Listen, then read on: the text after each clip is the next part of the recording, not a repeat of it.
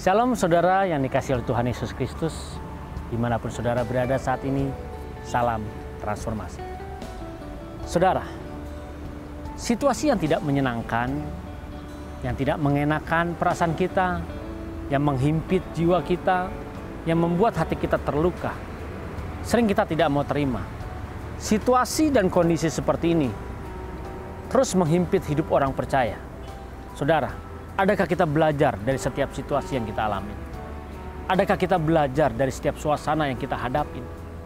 Saudara yang dikasihi oleh Tuhan Yesus Kristus, dimanapun saudara berada, ketika kita belajar dari seorang wanita, seorang janda di dalam 2 Raja-Raja 4, di mana dia datang kepada Nabi Elisa memohon pertolongan, memohon petunjuk, tetapi justru jalan keluar yang diberikan oleh Nabi Elisa, pertolongan yang diberikan oleh Nabi Elisa, di situ membuat si wanita ini menjadi sadar bahwa situasinya itu menuntut dia untuk berubah, menuntut wanita ini untuk berubah cara berpikirnya, merubah gaya hidupnya, merubah karakternya. Mari kita baca firman-Nya.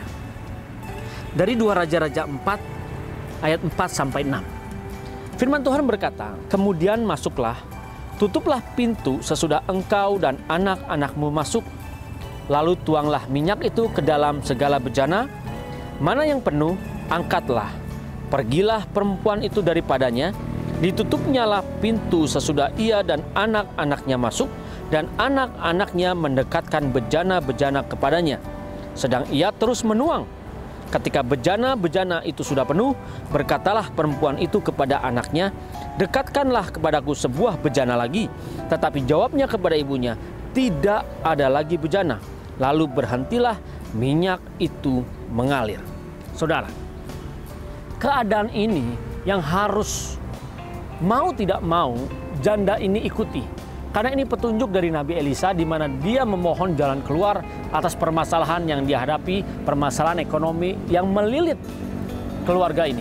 Saudara, ketika dia melakukan ini, apa yang diperintahkan, di mana dia harus meminjam bejana kepada tetangga-tetangganya, bejana yang begitu banyak, bukan cuma dia, tapi anak-anaknya pun diminta untuk keluar kepada tetangga-tetangganya. Saudara, lalu dia diperintahkan untuk masuk ke dalam rumah, mengunci pintu, dan dia menuang minyak yang dia punya, hanya sebuah bejana atau sebotol buli-buli minyak untuk dituangkan. Ketika dia berusaha untuk menuangkan, pastilah wanitanya akan berpikir, mana mungkin sih hanya sebotol bejana dituangkan dengan bejana yang dia sudah pinjam begitu banyak. Sesuatu hal yang mustahil, saudara. Tetapi apa yang dilakukan? Dia tetap tunduk. Dia tetap mau melakukannya. Bagaimana dengan kehidupan kita saat ini? Kalau kita ada posisi itu, kita akan berpikir, mungkin sudah gila kali Nabi Elisa. Masa kita disuruh menuangkan sebotol minyak, sebuah buli-buli yang kecil, dituangkan begitu banyak bejana-bejana yang besar pada saat itu. Dituang sedikit saja sudah habis. Mungkin kita tidak akan pernah mau melakukannya. Hebatnya, istri dari Nabi tersebut, dia taat dan dia tunduk. Justru suasana seperti itu, suasana yang menurut akal logika tidak mungkin bisa menuangkan seluruh bejana ini dengan minyak yang hanya sebotol. Tetapi hebatnya dia belajar untuk taat, dia belajar untuk tunduk. Dan dia belajar dari situasi dan kondisi pada saat itu. Suasana yang menurut pandangan mata, menurut logika pemikiran tidak mungkin.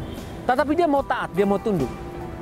Dia tidak berpikir mungkin atau tidak mungkin, tetapi yang dia mau lakukan adalah perintah dari Nabi Elisa. Disinilah dia belajar dari suasana tersebut. Kondisi tersebut, kondisi yang rasanya mustahil, tetapi dia mau belajar bagaimana menuangkan minyak-minyak tersebut. Minyak yang ada dalam botol tersebut ke seluruh bejana yang ada. Di sini mengajarkan supaya wanita tersebut mau bekerja keras, mau berjuang. Rasanya menurut pandangan mata nggak mungkin dia bisa bekerja. Rasanya nggak mungkin dia bisa berusaha. Rasanya tidak mungkin dia bisa mendapatkan uang. Tetapi kondisi, keadaan memaksa dia untuk belajar taat. Belajar terus bekerja dengan giat, dengan ulet, dengan tekun. Dia rela, dia tuangkan. Saudara, dan itu bukan hanya mengajarkan kepada janda tersebut, tetapi keadaan itu mengajarkan kepada keturunan-keturunan Nabi tersebut, pada kedua anak dari wanita tersebut, supaya juga dia mau belajar, bertanggung jawab, dia mau menuangkan, dia membantu orang tuanya mendekatkan bejana-bejana yang ada sampai habis pada akhirnya. Saudara, ini suatu kondisi yang mustahil rasanya untuk dilakukan. tetapi dia mau taat, terus melakukannya. Saudara yang dikasihi oleh Tuhan Yesus Kristus, bagaimana dengan kehidupan masa kini? Kalau ini dihadapkan kepada kita, kita pasti akan berkata, ini tidak mungkin, ini mustahil. Jangan lupa saudara, bagi manusia tidak mungkin, tetapi bagi Tuhan itu mungkin. Saudara, adakah kita mau belajar dari setiap situasi yang ada? Adakah kita mau berjuang, giat, yang selama ini kita hanya berharap mujizat terjadi begitu saja? Ingat saudara, mujizat tetap terjadi, tetapi yang mau Tuhan inginkan, supaya saudara dan saya, kita tetap mau berjuang, bekerja dengan keras. Mungkin kelihatannya kita tidak mungkin bisa mendapatkan uang, mungkin kelihatannya kita tidak punya pekerjaan. Ketika suasana yang rasanya tidak mungkin, kita mendapatkan pekerjaan, kita mendapatkan uang, tetapi kalau kita mau belajar taat dari kondisi yang ada, dan kita memaksa diri kita untuk terus berjuang, bekerja dengan giat, bekerja dengan rajin, di situ kita mempersiapkan diri kita untuk melihat bagaimana kemuliaan Tuhan dinyatakan dalam kehidupan kita. Mujizat bagi Tuhan itu mudah. Tuhan bisa melakukan mujizat kapan saja. Bagi Tuhan itu melakukan mujizat sangat mudah, saudara. Tetapi yang sulit adalah membentuk karakter saudara yang akan menerima mujizat tersebut. Membentuk karakter kita. Saudara, sebelum Tuhan melakukan mujizat terhadap janda tersebut, Nabi Elisa mengajarkan bahwa dia harus meminjam, dia harus borrow bejana-bejana kepada tetangga-tetangganya. Di sini mengajarkan supaya janda tersebut karakternya berubah. Janda tersebut mau mengajarkan anak-anaknya untuk mau bekerja dengan giat, dengan keras, dengan tekun, dengan ulet. Saudara, dia datang kepada Nabi Elisa berharap mujizat terjadi. Bagi Nabi Elisa pada saat itu memohon kepada Tuhan mujizat terjadi itu mudah saja. Karena bagi Tuhan melakukan mujizat itu hal yang mudah. Tetapi Nabi Elisa menginginkan bahwa janda tersebut bisa berubah cara berpikirnya, bisa berubah karakternya. Nah, saudara, di dalam kehidupan masa kini, adakah setiap kita yang punya masalah, setiap saudara yang punya masalah, datang ke gereja, altar call, didoakan, memohon mujizat, lalu mau belajar dari keadaan, situasi yang menghimpit kehidupan saudara, entah itu sakit penyakit, masalah hutang, masalah anak, masalah karir, pekerjaan, bisnis, atau apapun yang lainnya. Semua itu mengajarkan kepada saudara supaya saudara berubah. Supaya saudara, ketika saudara memohonkan mujizat kepada Tuhan, mujizat itu mudah dilakukan. Tetapi adakah saudara memberi diri untuk dibentuk, memberi diri untuk diproses, memberi diri menjadi berkenan di hadapan Tuhan, supaya layak ketika kita menerima mujizat tersebut. Saudara, ini harus kita lakukan mulai hari ini.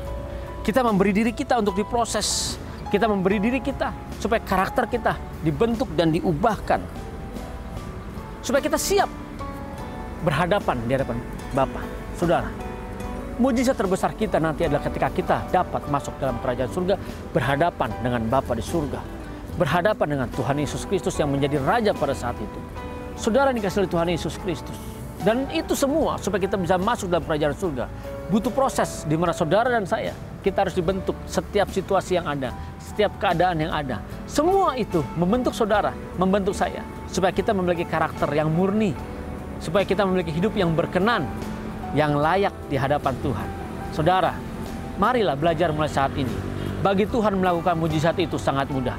Tetapi bagi Tuhan yang sulit adalah merubah karakter saudara dan karakter kita untuk menerima mujizat tersebut. Tuhan Yesus Kristus memberkati saudara. Salam transformasi.